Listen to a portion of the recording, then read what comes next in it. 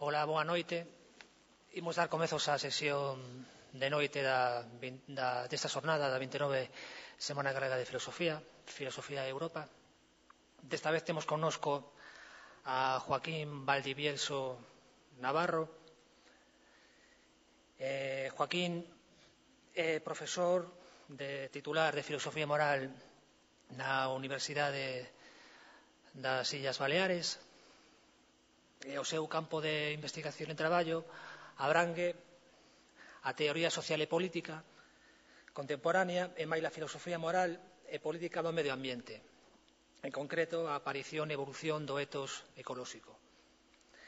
Ademais, Joaquín é membro das seguintes asociacións profesionais: a Asociación Iberoamericana de Filosofía Política, tamén a Asociación Española de Ética e Filosofía Política, a Asociación Española de Ciencia Política e de la Administración, a Asociación Interuniversitaria de Defensa dos Animais e tamén da Asociación de Filosofía das Illas Baleares. Entre as súas publicacións salientamos os libros Ciudadanos naturalmente, reciclar los valores cívicos en clave ecológica, de recente aparición, na editorial Osori, tamén André Gorz, crítica de la razón productivista, en los libros de la Catarata, Indagaciones sobre la ciudadanía, transformaciones en la era global, e tamén la filosofía política de André Gorz, las sociedades avanzadas e la crisis del productivismo. Como estades a escoitar, Joaquín é un estudoso da obra de André Gorz e tamén das temáticas de índole ambiental e ecolóxica, e tamén, como sabedes, a Aula Castelao sempre fai un esforzo por traer a este foro sempre temas que teñan que ver co eido ecolóxico e ambiental, porque pensamos que reflexionar sobre este tema ten que se facer sempre dende un punto de vista central, é dicir, pensamos que a reflexión sobre os problemas ecolóxicos, sobre a crise ecolóxica, a crise climática, teñen que estar da man de outros problemas e teñen que formar parte dun núcleo central onde da man dos problemas sociais, dos problemas económicos e tamén dos problemas culturais. Joaquín vai nos falar sobre o modelo socioecolóxico europeo, as súas claves e tendencias. Quisera facer unha pequena reflexión tamén para o caso galego, que non ten nada que ver co que nos vai falar Joaquín, e é saber e observar como o modelo socioecolóxico europeo, desta vez o modelo socioecolóxico que ven imposto dende as institucións da propia Unión Europea, teñen influído no carácter das políticas ambientais no noso país. A modo de reflexión, citar solamente dúas cousas. Onte dicía Fermín Bouza Álvarez que Galicia era a comunidade dentro do Estado español máis europeísta. Non embargante, se nos fixamos no eido ambiental, vemos que isto non é así. Por exemplo, no que respecta á consolidación da Rede Natura 2000, que, como saberedes, é esa rede de espacios naturais que se alrededor da toda a Unión Europea, pois no caso de Galicia solamente conforma o 11% do seu territorio, sendo a comunidade do Estado español cunha porcentaxe máis baixa de territorio protegido. Isto, pois nada, temos que facer reflexionar sobre como dende as institucións europeas a política ambiental ten sido máis garantista que as propias políticas feitas dende os diferentes gobernos que se teñen desenvolvido na nosa autonomía. Sen máis, non vos entreteño, xa vos deixo coa palabra de Joaquín Valdivielso. Grazas.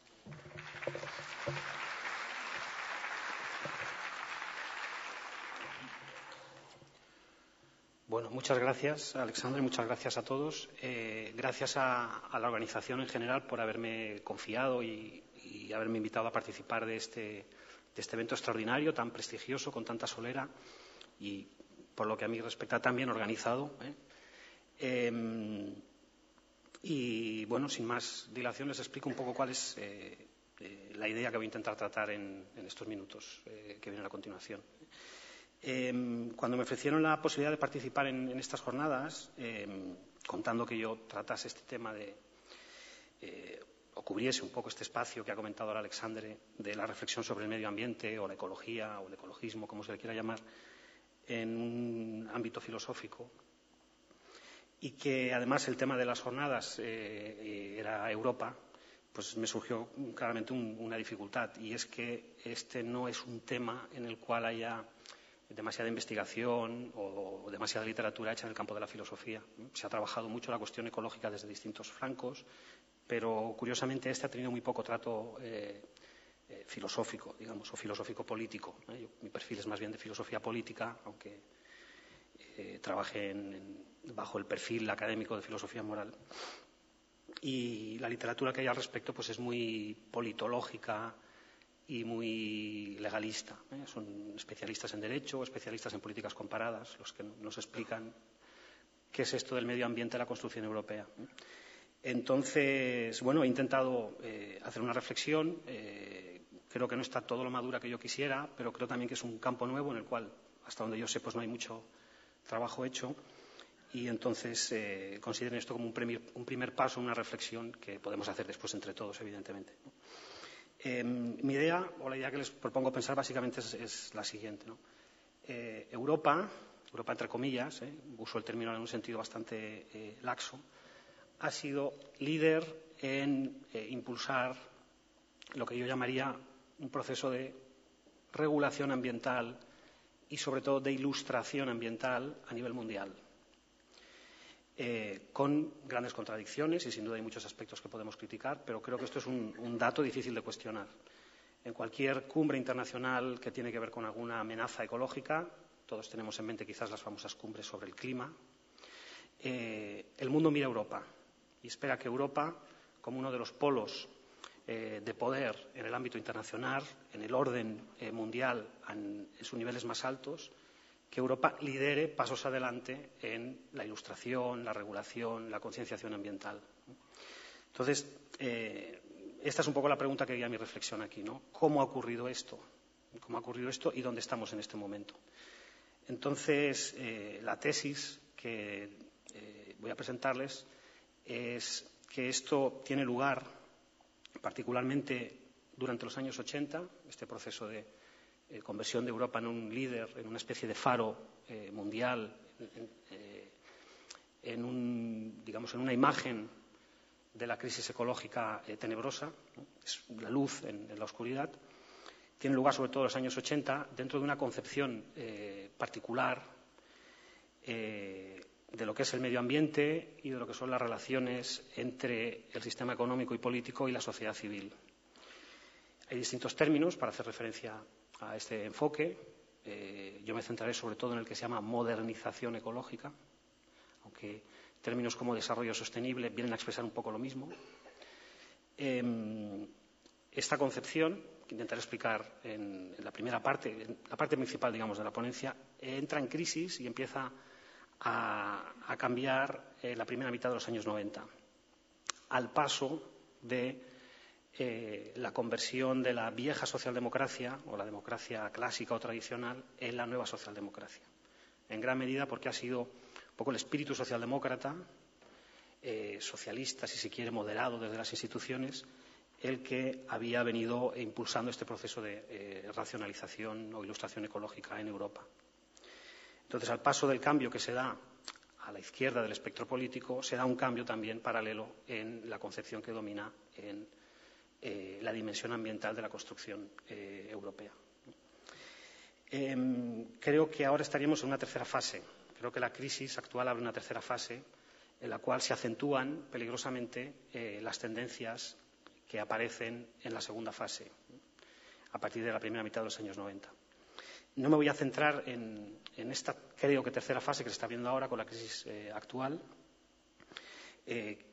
Quizás pueda ser más un tema para debatir en el turno de preguntas, si les parece a ustedes,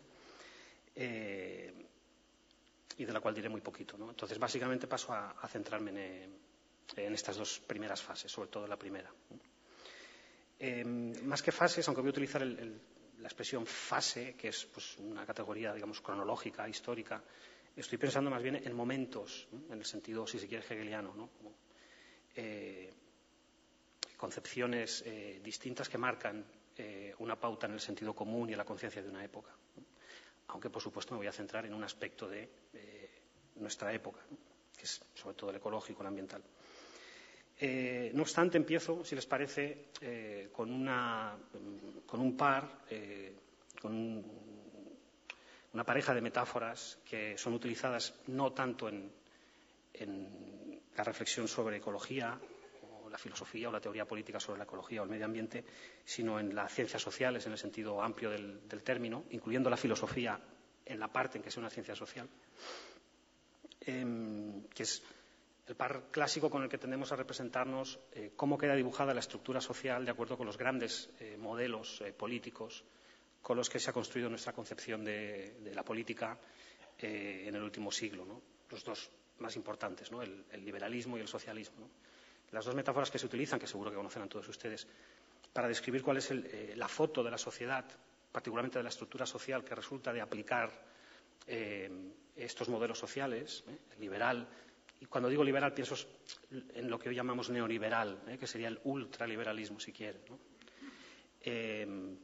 Y cuando digo socialismo pienso en la socialdemocracia o el socialismo reformista, moderado, como se le quiera llamar. Las fotos, las metáforas que emergen son, seguro que les suena a ustedes, la de la copa de cava, en el caso del liberalismo, y la del diamante, en el caso del socialismo, ¿no? Son dos metáforas con las que de alguna manera construimos nuestra imagen de la sociedad, ¿no? Cómo queda encarnada en una especie de figura la visión de la estructura social si aplicamos los principios de estas dos tradiciones, ¿no? La idea de la copa de cava, bueno, esta no nos serviría del todo, ¿no? Pero bueno, imagínense una copa de cava donde en la parte superior se concentra la riqueza, ¿no? Con una clase media contraída, que sería digamos, el tallo de la copa, y con una base las clases bajas, las clases excluidas, extendida y con una cantidad de riqueza, una cantidad digamos, de bienes materiales a su disposición muy baja, por cabeza, por familias, en comparación con las clases altas que concentran el champán, ¿no? Por contra, la imagen del diamante representa una sociedad que se expande en las clases medias, ¿no?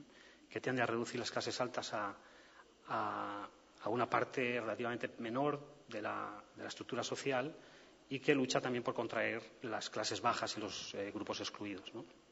Bueno, estas dos metáforas, a las que volveré al final de la charla, ambas son pensadas para economías en crecimiento, ¿no? Ambas son el resultado de juegos sociales en los cuales el pastel, el conjunto de la riqueza que produce la sociedad, está en aumento.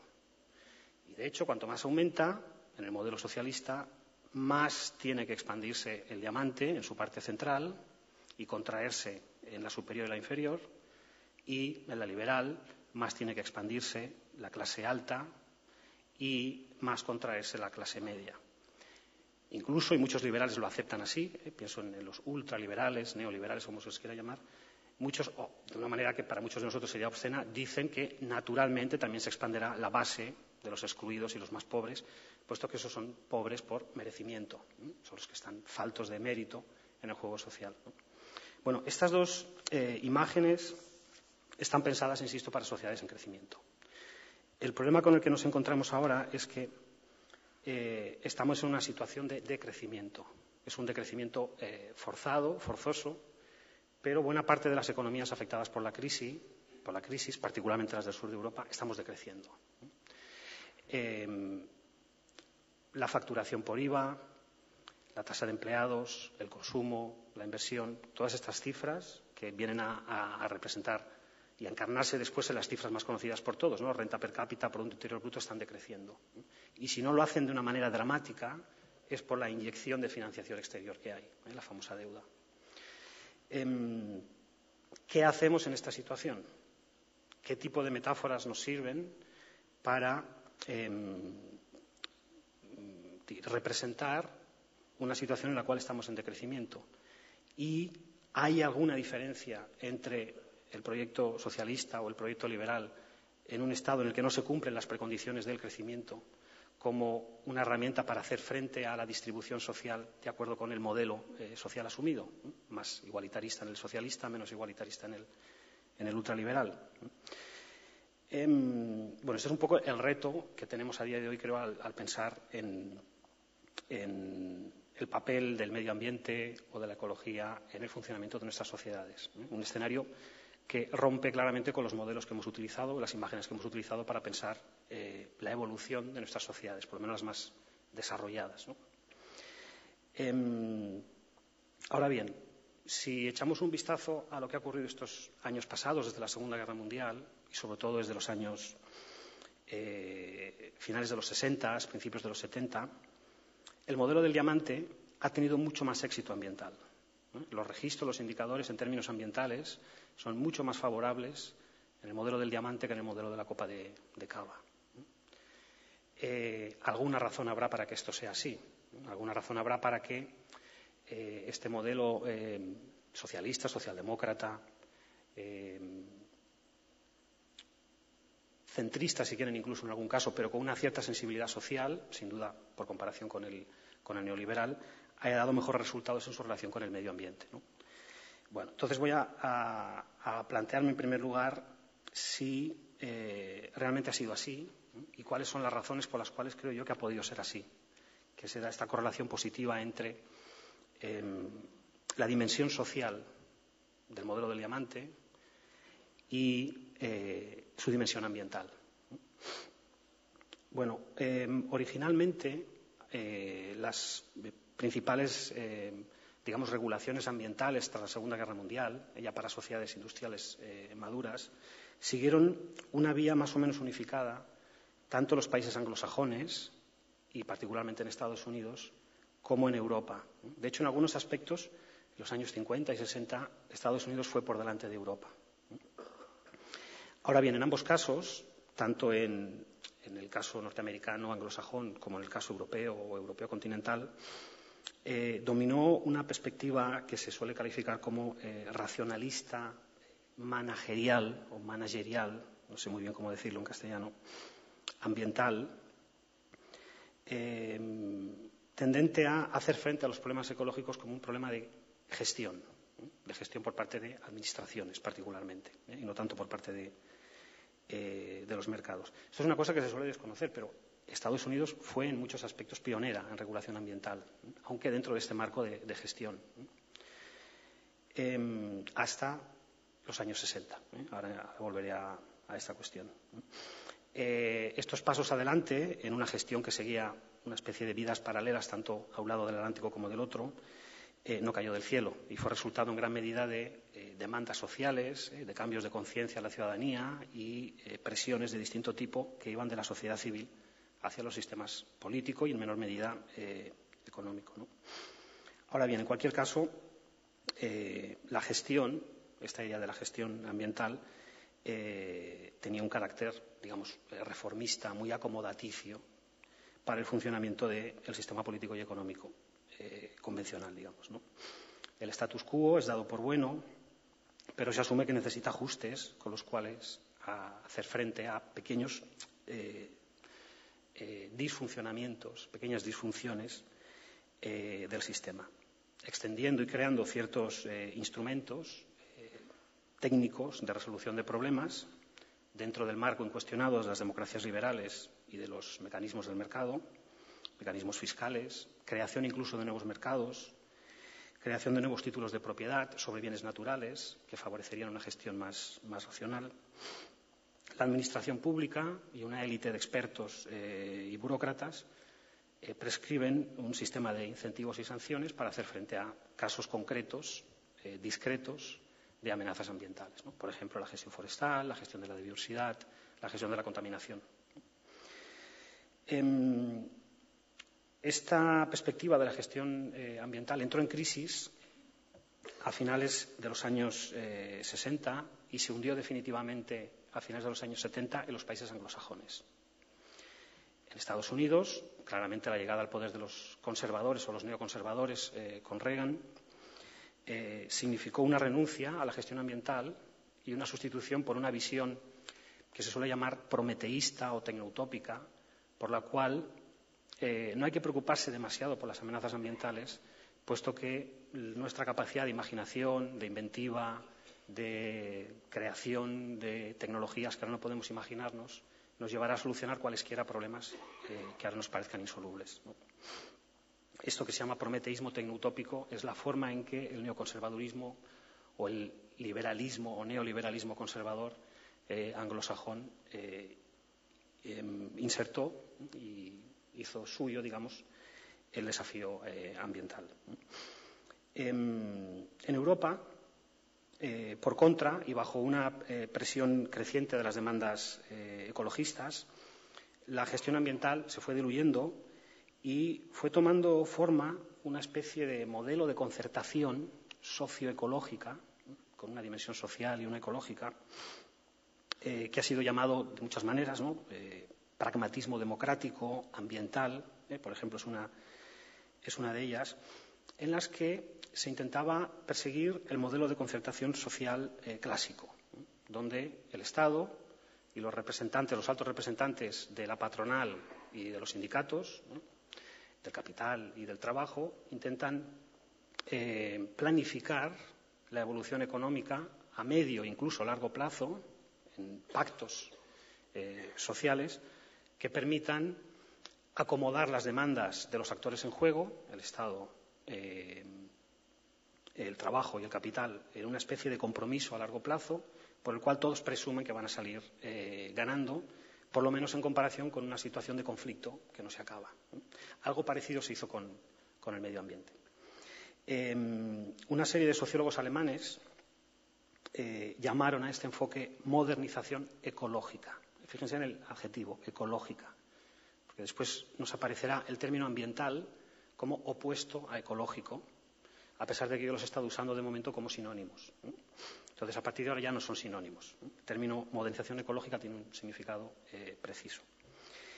¿A qué se refiere esto? Se refiere a la forma en que países como Alemania, los países escandinavos, Noruega, Suecia, Finlandia, Dinamarca, hay que añadir aquí Japón, aunque me refiero a Europa, Japón también sigue un modelo de concertación socioambiental parecido. El modelo que utilizan para conseguir simultáneamente ciertos avances en políticas sociales, también en ambientales, sin, al mismo tiempo, quedarse atrás en éxitos económicos, por lo menos por comparación con sus colegas anglosajones. Bueno, esto se tradujo en la sanción de una serie de principios que después inspiraron la regulación ambiental legal, que seguro que les sonarán a ustedes mucho, como el principio de el que contamina paga, o la idea de ecotasas, el principio de precaución. Estos fueron principios que en los años 80 parecieron como ideas auténticamente revolucionarias y que hoy nos parecen ya relativamente familiares, ¿no? Bueno, estos principios y la legislación y el tipo de prácticas que inspiraban, se trata sin duda de rediseños del sistema. No se trata tampoco de hacer ninguna revolución, pero son rediseños del sistema que no son estrictamente la idea de la gestión ambiental que había dominado los años 50 y 60. ¿Cuáles serían las características principales de este modelo que yo estoy llamando de concertación o modelo pragmático ambiental o democrático ambiental? También se llama consensual. La idea es que se acepta que el conocimiento experto en cuestiones ambientales emana de la sociedad civil y se asume que la sociedad civil es lo que se suele llamar sociedad civil autónoma, es decir, el conjunto de actores y de cuerpos sociales, políticos, en algún sentido, que existen con autonomía de los imperativos y los intereses que dominan en las actividades económicas, mercantiles y en el Estado, y particularmente en la lucha de poder en el ámbito de la política institucional parlamentaria. Es decir, se acepta que las alarmas que vienen de la sociedad civil y que nos amenazan de que hay cosas como un agujero en la capa de ozono o un cambio climático antropogénico inducido por los seres humanos pueden ser fiables. Y se acepta incluso que haya mecanismos para que estos actores, estos cuerpos que lanzan estas amenazas, estas alarmas, puedan coparticipar junto con el resto de actores sociales, las patronales, los sindicatos, el Estado, por supuesto, a distintos ámbitos, planificando soluciones ante estos problemas. Es más, incluso se acepta que la concepción general que tienen de la naturaleza como ecosistema global estos actores que vienen de la sociedad civil sea válida. Es decir, que haya que dejar de tratar los problemas como asuntos discretos, desagregables, separados, y puedan ser tratados bajo la premisa de que son expresiones de una contradicción entre el sistema social en su conjunto y el sistema natural. Un sistema que además se acepta, es mejor comprendido por lo que nos dice la ciencia natural, como dicen estos ecologistas, estos movimientos sociales, estas ONGs, como un sistema complejo, vulnerable, autopoyético, etcétera, y no simplemente como una mina o como un stock de recursos a gestionar adecuadamente o, desde la perspectiva liberal conservadora, a no gestionar de ninguna manera, dado que ya encontraremos otras minas que ahora no somos capaces de ver, que nos proporcionen los recursos con los que hacer frente a los problemas que ahora nos parecen insolubles. Un autor australiano, que yo recomiendo a quienes le interesen este tipo de cuestiones, John Dryzek, se refirió a esta forma particular de acomodación entre sistema, particularmente el sistema político y sociedad civil, por la cual los actores que vienen de la sociedad civil autónoma entran a formar parte de la regulación ambiental, como corporativista. En un sentido, el Estado excluye pasivamente, es decir, estos cuerpos y este conocimiento experto que viene de la sociedad civil no tienen el mismo nivel de representación que tienen los partidos políticos, por ejemplo, no tienen representación parlamentaria, la conseguirían años después con los partidos verdes, pero no tienen el estatus de un cuerpo político parlamentario. La representación en este sentido les excluye, les deja fuera del sistema a un nivel, digamos, superior, pero instituye ciertas fisuras o ciertas vías de entrada en el sistema político para que éste pueda recibir feedback, información, conocimiento experto de estos actores. Ahora bien, esta exclusión es una exclusión pasiva, es una exclusión por la cual el Estado no intenta eliminar, ni condicionar, ni cooptar estos actores. Es decir, intenta no interrumpir o reprimir formas de asociación política fuera del sistema, fuera de las instituciones. Esto, no obstante, generó todo un abanico de prácticas de cooperación entre esta sociedad civil autónoma y los Estados. Todavía nosotros podemos ver a día de hoy efectos de aquella idea de, digamos, la concertación corporativista ambiental, en el hecho de que buena parte de los servicios ambientales que en teoría deben suministrar los Estados son, y han sido mucho más en el pasado, suministrados por ese tipo de cuerpos. Muchas ONGs ambientales a distintos niveles, local, nacional, europeo, dan servicios ambientales que los Estados delegan en ellos. El más conocido de todos quizás es la educación ambiental. La educación ambiental que se imparte en la mayoría de nuestros colegios ha sido impartida durante mucho tiempo por voluntarios que trabajan para ONGs que reciben algún tipo de ayuda de las administraciones. Bueno, hay todo un abanico de actividades de este tipo que expresan este punto, digamos, de cooperación no cooptativa, ni cooptativa ni, podríamos decir, destructiva. Dryzek, para que veamos un poco también cuál es la dimensión de esta práctica corporativista. A mí el término no me entusiasma, la verdad, pero bueno, es el que se utiliza en ciencia política, también en el ámbito de las políticas sociales. Dryzek lo compara con lo que él llama el pluralista, que sería un modelo que tiende a absorber todo movimiento político en un grupo de interés y que es probablemente el que siguió el modelo anglosajón antes del giro neoliberal, durante los años 50 y 60. Lo compara también con el modelo que llama liberal autoritario. Es un modelo que excluye de forma activa a estos actores de la sociedad civil autónoma, incluso persiguiéndoles si es preciso, e incluso eliminando, por todos los medios disponibles, el disenso de tipo ambiental o de tipo ecológico para con las políticas que vienen de las administraciones.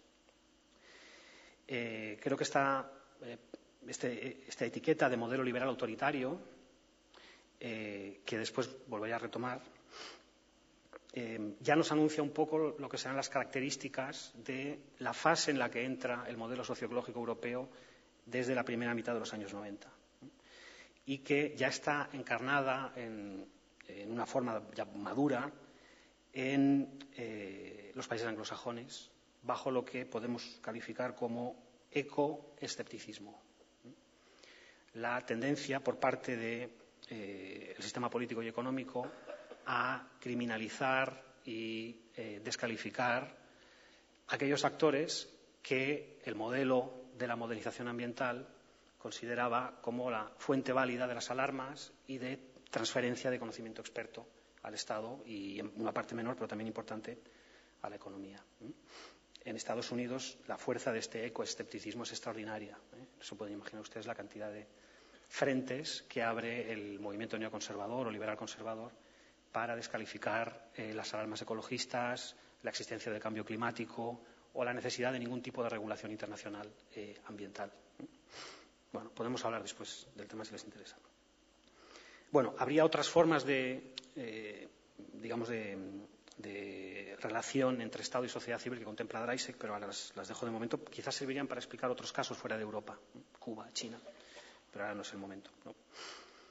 Bueno, en opinión de este autor, de Dreisig, y más allá de las ventajas comparativas de la estrategia corporativista, que se da en primer lugar en las democracias centro y norte europeas, el corporativismo creó, probablemente sin querer, también las condiciones para la aparición de esferas públicas, se suele llamar verdes, o podríamos llamar esferas públicas con una dimensión ecológica, que en gran medida entraban en oposición con los propios Estados, con los que buena parte de sus encarnaciones en cuerpos, como ONGs, asociaciones, movimientos sociales, cooperaban de alguna manera. Un caso paradigmático es el caso de Alemania, que seguro que todos ustedes conocen, donde podemos ver regularmente cada año cientos y miles de ecologistas encadenándose a las vías de los trenes que transportan residuos nucleares y que forman parte de asociaciones que paralelamente cooperan con el Estado,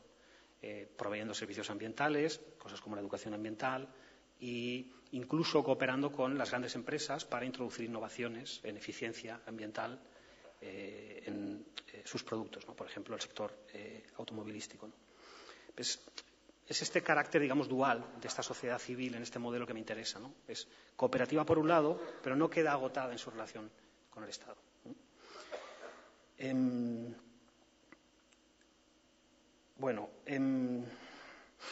parte, los politólogos explican este éxito de las políticas ambientales paralelo con un éxito social y con un éxito económico, por lo menos en comparación con los modelos anglosajones neoliberales, en parte haciendo referencia a los sistemas políticos y electorales que dominan en unos países y en otros, ¿no? Se considera que,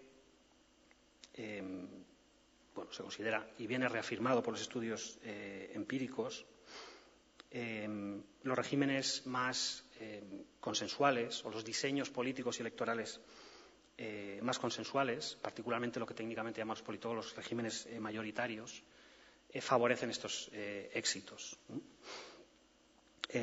Los sistemas políticos electorales donde se concentra el poder en un único partido, donde solo hay dos partidos con representación parlamentaria, casi dos, donde hay una única Cámara y donde hay una desproporcionalidad electoral, como es el caso de los anglosajones, tienden a ser más miopes ante estas señales que les vienen de la sociedad civil. Insisto que hay bastante evidencia empírica al respecto, ¿no? Aunque es una evidencia de las ciencias sociales, no es la evidencia de la física o de la química, ¿no?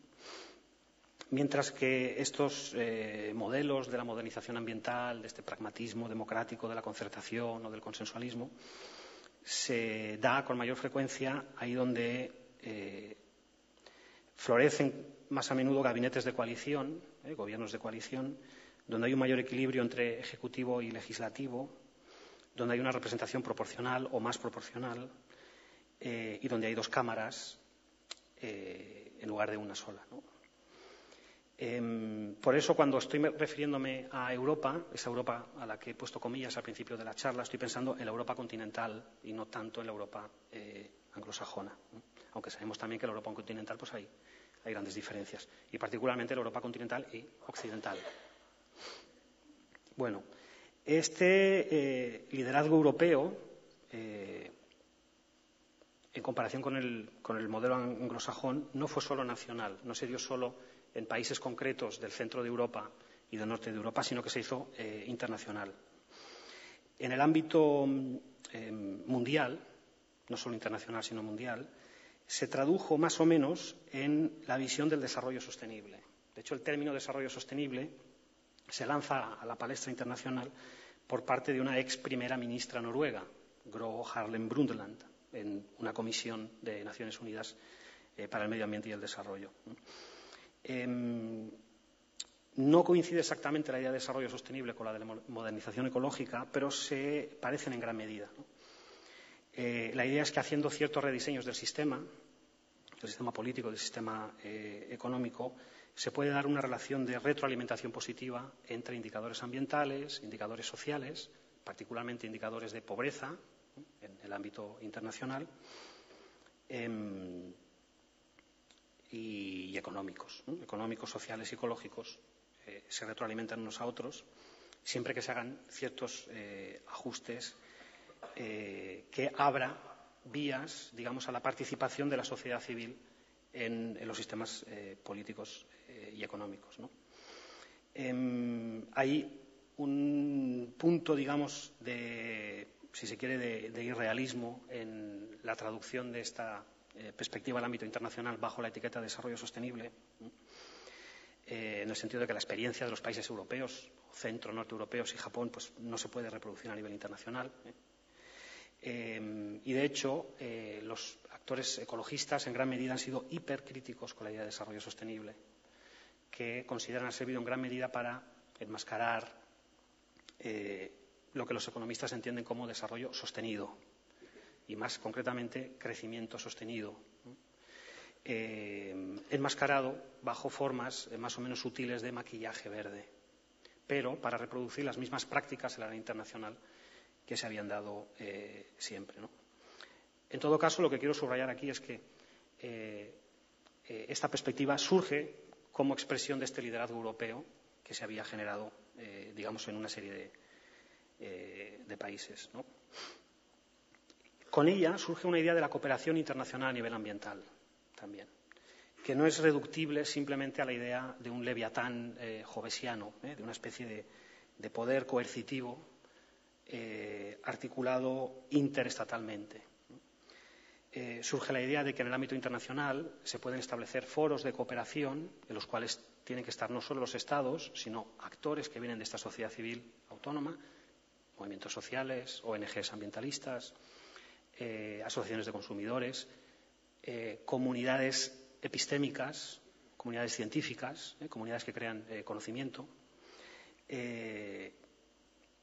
Y esta, digamos, percepción se plasmó en una serie de cumbres y en una serie de regulaciones y de iniciativas a nivel mundial que seguro que para muchos de ustedes serán familiares, ¿no? La famosa cumbre de Río del año 92 surge de esta concepción de la cooperación internacional que viene emanada de la concepción europea.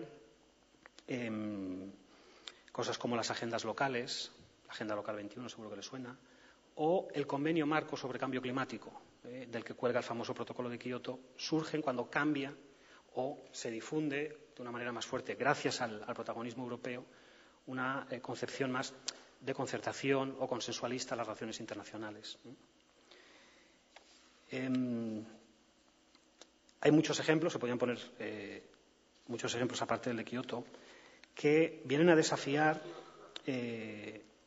una concepción dominante en la teoría de las relaciones internacionales, que suelen ser realistas o neorrealistas o cuasi realistas, según la cual solo podemos comprender el éxito de la cooperación internacional al estilo de una caja registradora.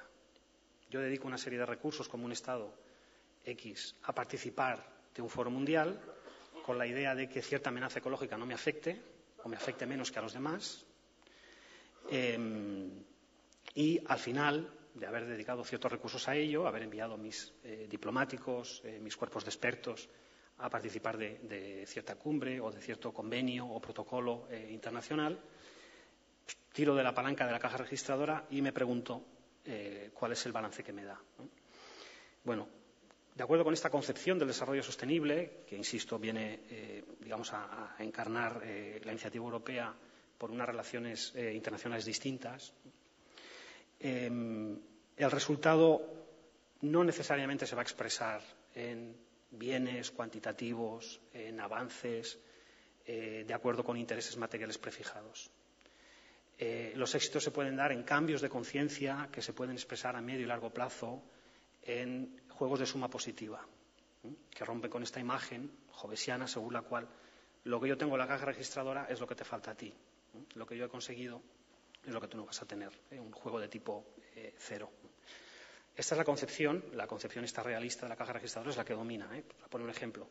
Cuando China participa de estas cumbres internacionales sobre el cambio climático, utiliza el siguiente argumento frente a otros polos o poderes internacionales que apuestan por normativas o regulaciones que van en contra de los intereses chinos, ¿no? China dice, si no haces lo que yo quiero, contaminaré.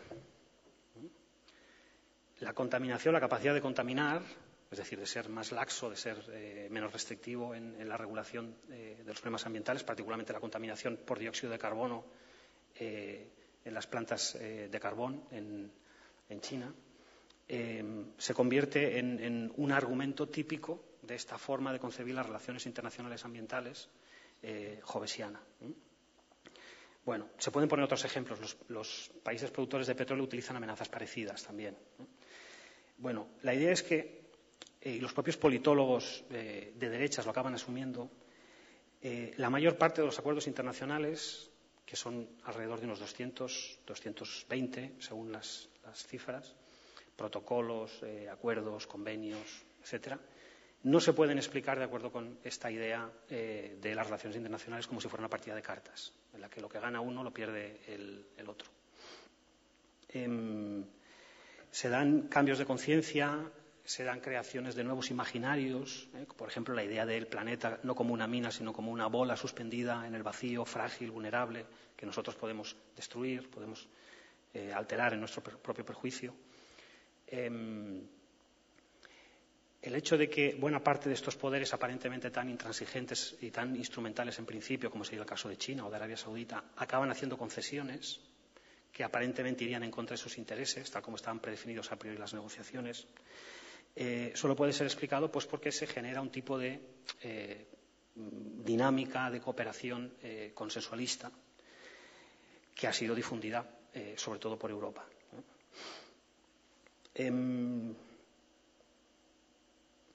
Un caso paradigmático es el caso del Protocolo de Kioto. El Protocolo de Kioto, con todos sus problemas y con toda la frustración que genera lo mal que se está aplicando y lo mal que se ha definido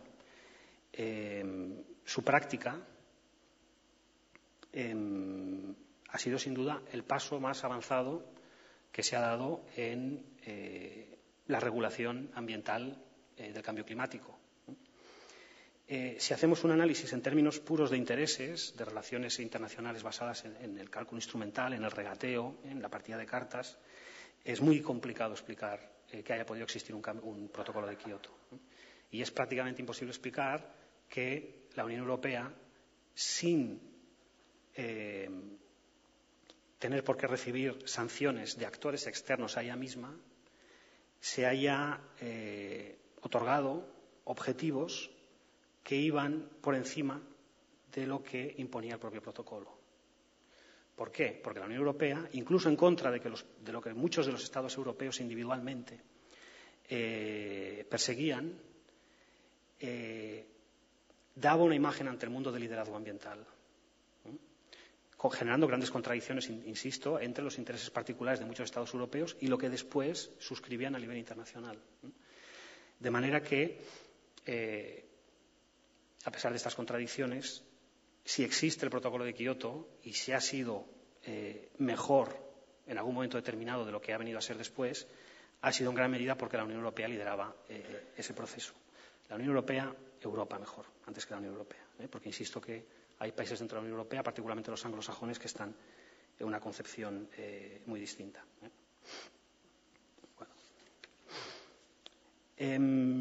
Como consecuencia de esta concepción de las relaciones internacionales en su dimensión ambiental, cambió, de hecho, el propio concepto de seguridad internacional en su dimensión ambiental. Y se difundió y se hizo dominante la idea de que el objeto de protección en las relaciones internacionales no son los intereses de los Estados, sino de las personas y del medio natural en el que viven, que en las relaciones globales deben tener voz no solo los Estados, sino los científicos, sino también las ONGs ambientales, movimientos sociales,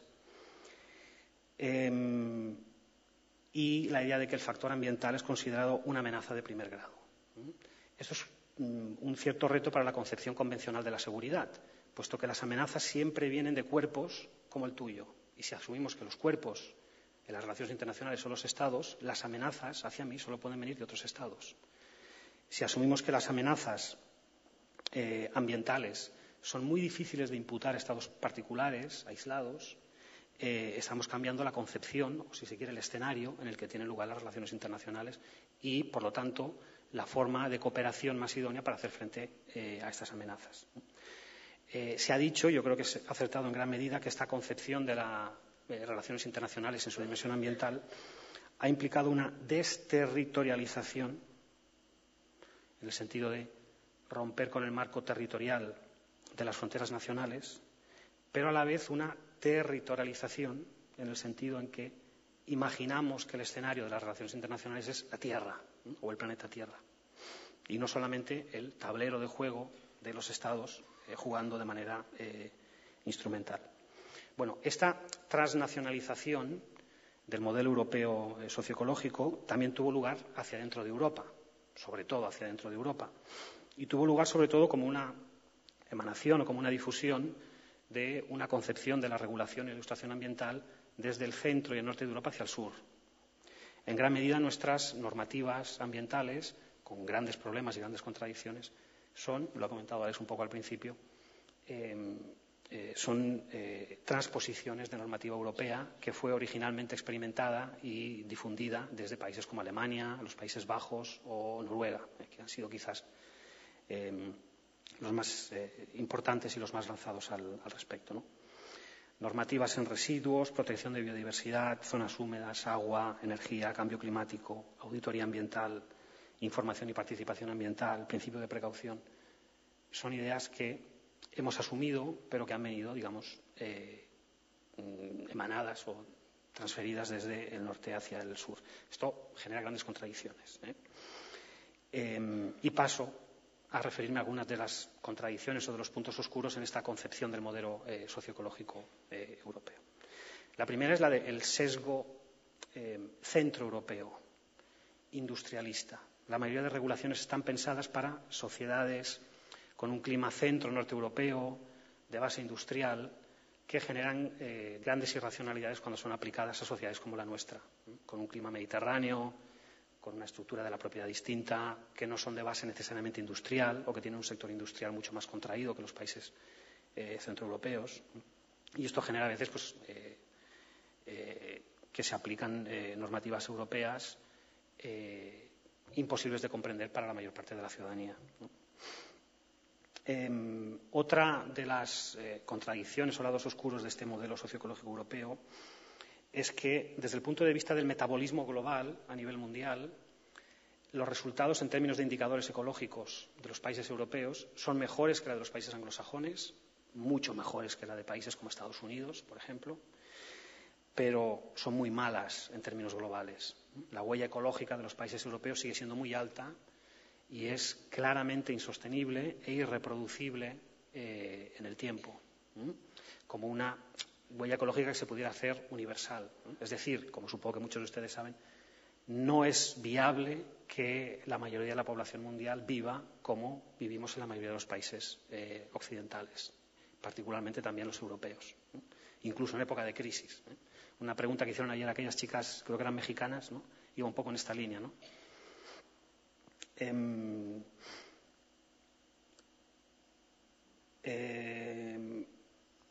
términos comparados,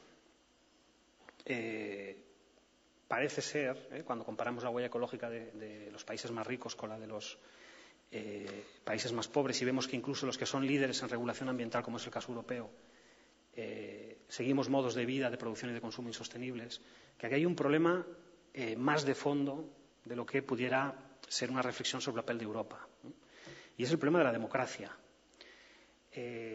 Las sociedades democráticas más consolidadas, más estables y que pudiéramos llamar más democráticas en muchos sentidos, son nefastas en su huella ecológica.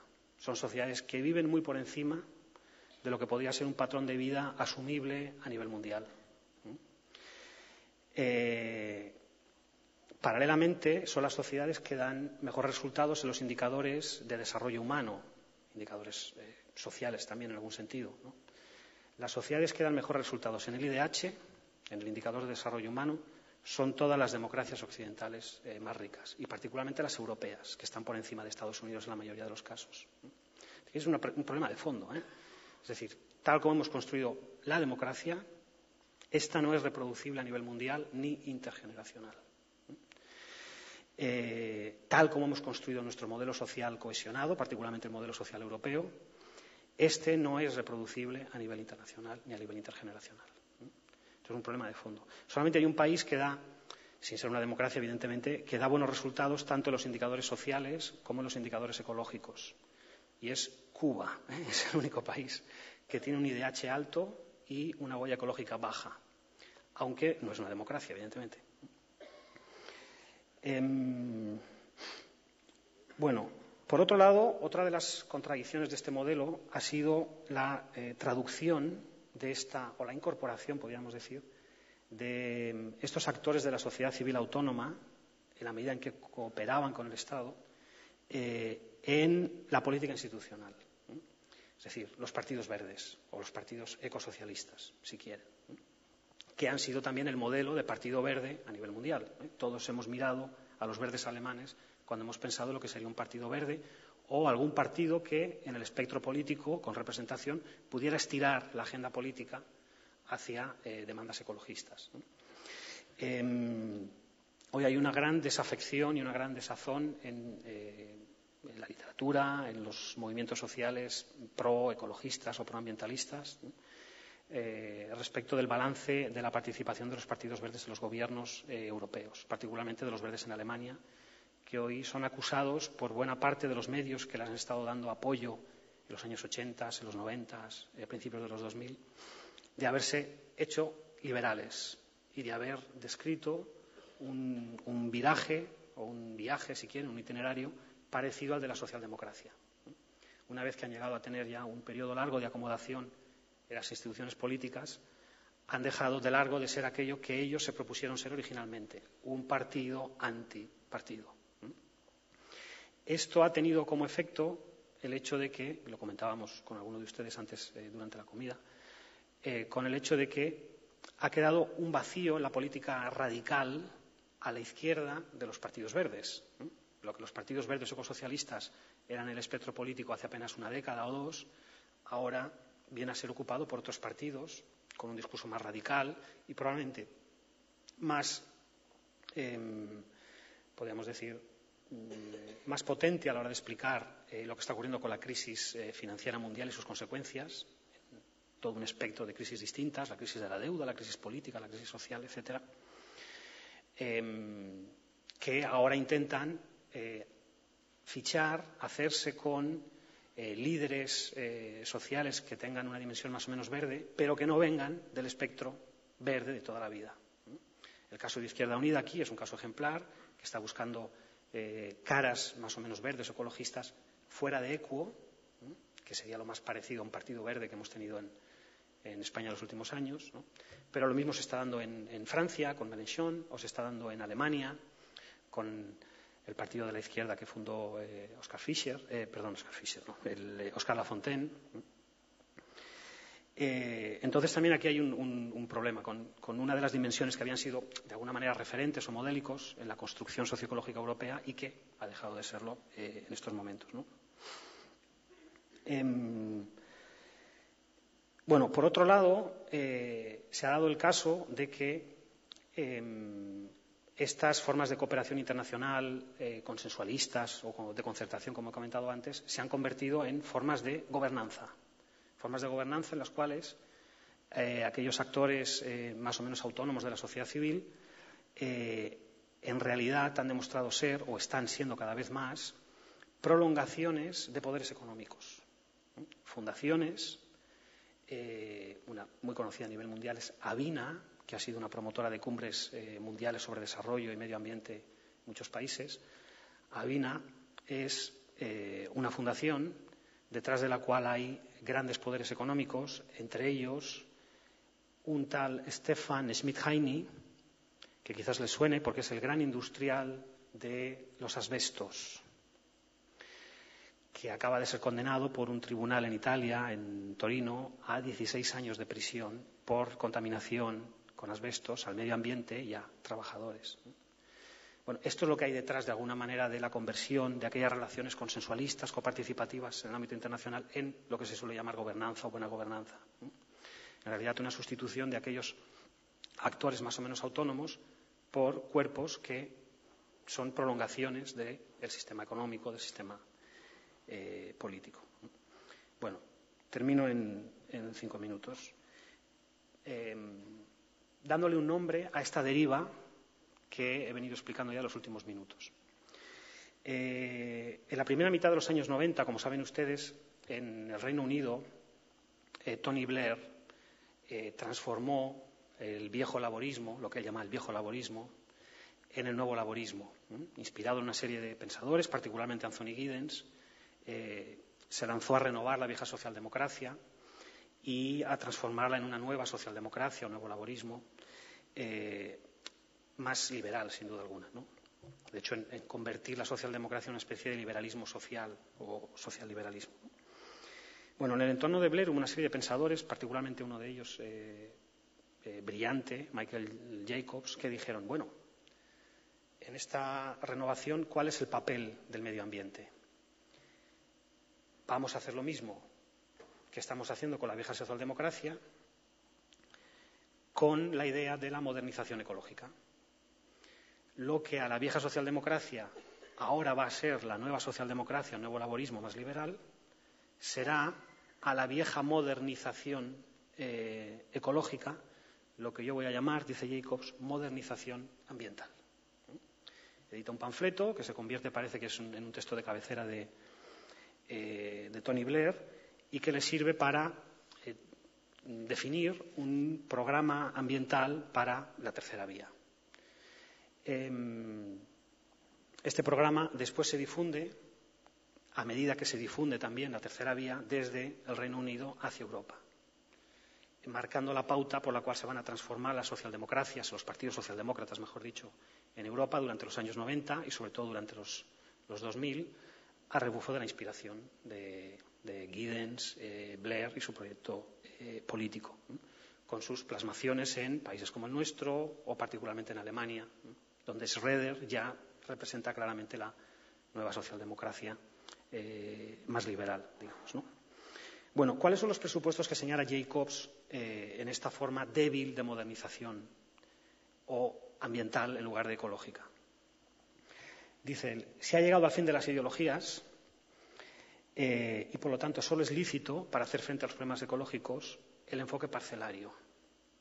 Es decir, no nos hace falta, es más, no debemos tener una concepción general de la naturaleza, incluso aquella más científica, la que nos dan los biólogos de la naturaleza como un ecosistema, que es una categoría científica, técnica de la biología, de la ecología.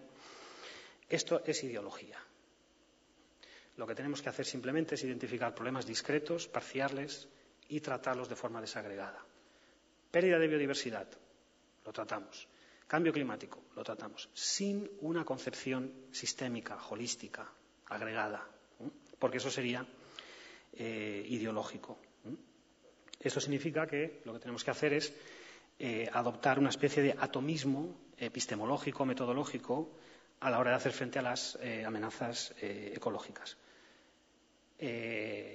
Jacobs, y en esto le siguen autores como Ulrich Beck o Anthony Giddens, y entre otros sociólogos que han servido como consejeros áulicos, ¿no? Como intelectuales de cabecera o spin doctors, ¿no? Como dicen, para estos gobernantes, como Schroeder o Tony Blair en Alemania y en el Reino Unido. Esto significa que un discurso moderno debería ser una serie de análisis fragmentarios. No hace falta, no es necesaria una comprensión general de la problemática ambiental, ni siquiera de la sociedad en su conjunto, y por supuesto mucho menos una contestación de la sociedad in toto, como un sistema. En segundo lugar, esta concepción sostiene que la naturaleza ya no existe.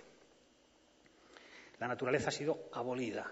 La naturaleza como una entidad, como una instancia ajena a lo humano, como la alteridad, lo otro de lo humano, ya no existe. Ha sido humanizada y antropizada incluso en sus formas nucleares. En el ADN incluso hemos intervenido.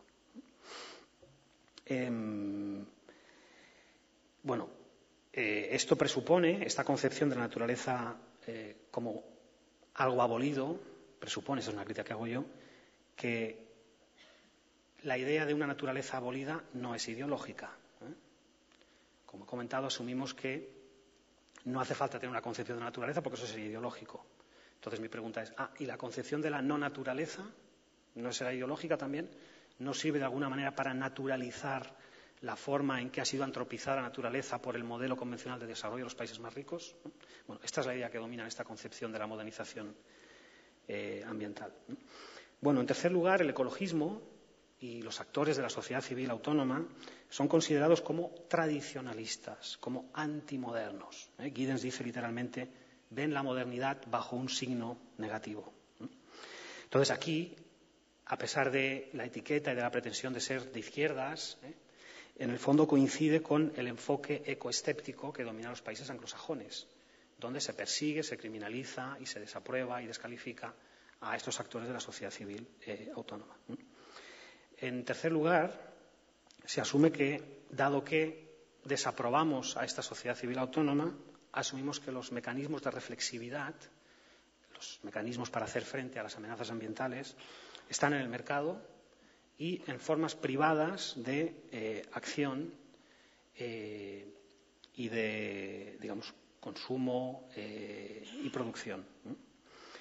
Esto es lo que se suele llamar gobernanza, como he comentado antes, en el sentido en que el término gobernanza, que insisto que es un término que no me gusta en nada, tiende a naturalizar los controles y las iniciativas privadas frente a los poderes públicos y particularmente la dimensión más empresarial de la sociedad civil, o la concepción, si quieren, liberal o hegeliana de la sociedad civil, frente a la concepción más republicana o democrática de la sociedad civil. En consecuencia, y esta sería la última característica, la sociedad civil autónoma, en esta concepción, es reducida a una serie de grupos ambientales de presión, de forma que es abandonada la concepción corporativista de la relación entre Estado y sociedad civil y entramos en la concepción que antes habíamos llamado pluralista. Bueno, esto se ha traducido en, termino con dos ejemplos, en, digamos, toda una serie de transformaciones que son, sobre todo, tendencias, desde mi punto de vista, negativas, a una disolución, a un debilitamiento, por supuesto, del liderazgo europeo a nivel ambiental internacionalmente, pero también en cuanto a la eficacia y la capacidad de tener un proyecto de futuro para hacer frente a las amenazas ecológicas actuales, ¿no?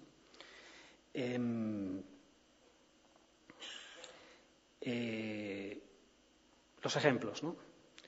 En la cumbre de Copenhague de hace 2 años, la cumbre de cambio climático de Copenhague, quizás algunos de ustedes lo recuerden, ¿qué ocurrió con aquellos actores de la sociedad civil que habían sido actores activos, participantes, al mismo nivel incluso que las comunidades científicas y los estados, en la constitución del Protocolo de Kioto y las cumbres climáticas que había habido hasta el momento.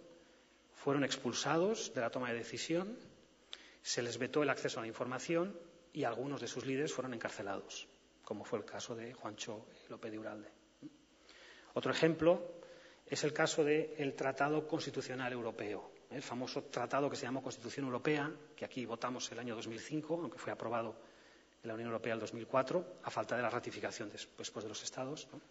Creo que técnicamente el título era algo así como Tratado por el que se aprueba una Constitución para la Unión Europea, una cosa parecida, ¿no?